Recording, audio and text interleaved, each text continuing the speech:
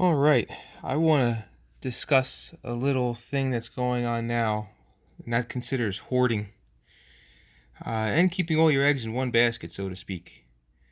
I'm noticing a trend here, and this is just watching international stuff. I'm trying to just get a handle on police and authorities seizing masks, right?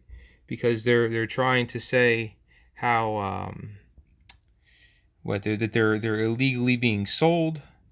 So that was one instance. Here's another in Italy, right? Here's these guys walking in like they own a place, huh? But same thing. The premise is that this is a cache of warehoused black market items, where it just seems to me it's just that a warehouse that procures these items, and they're seizing them. And this is in Italy. This was published on March 4th. So this is recently. So 2 weeks ago, Italy was doing this seizing stuff. So it seems to me that they're pretty unprepared, and the posture of which that is relevant with all Western nations. France, Australia, name one, but definitely kind of what you're seeing, just in a panic, but in the form of government. Here's another one, right? Suspected hoarder. Is he? Or is it a shop?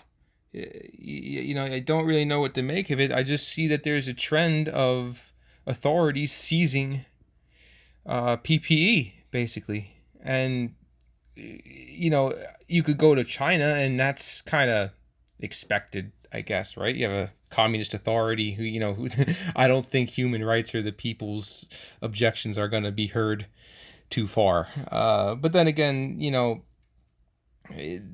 how longer can America kick this can down the road? That's what I'm saying. So if this is Italy and all these other countries seizing this stuff, and doing that, I don't know. Would you wear a mask? He's wearing a mask. I thought that's bad to wear a mask. I don't know. That's what, again, use your eyes. Try to look at what other countries and how they're reacting with their readiness posture. And the posture here seems a little slim.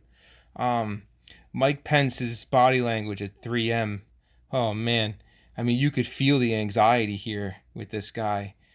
Uh, he's trying to say how they procured a contract of 60 something million masks a day. Okay, buddy.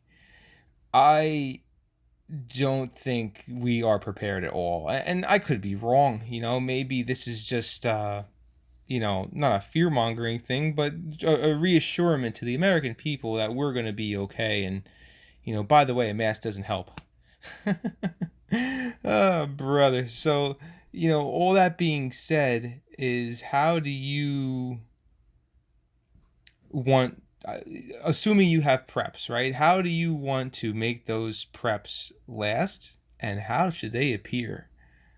We should not keep the preps, all those eggs in one basket. I think if, when it comes to brass tacks, you need to think how to spread those resources efficiently to where they are not compromised. God forbid something happens in the form of a seizure moment. You could look at, think about history in this country where, you know, the hurricanes, right? Katrina, how, they started doing the door knocks once they went to martial law. You don't have any rights. The Bill of Rights doesn't apply in martial law. So the idea that your property is your property is kind of out the window at that point when things get a little shaky. So I think you should first. I think you should prep if you haven't prepped already. It's you don't want to wait till this goes a skyrocketing case like what's happening in these other countries like France and Italy. Like, we have a 2 week advantage here. You could see how things are progressing there. Pay attention to other news that's not the elections or whatever else we're getting spoon fed here. This is real, and I think it's worth noting and worth taking a couple extra steps of precaution to make sure that y- your preps are going to be camouflaged correctly.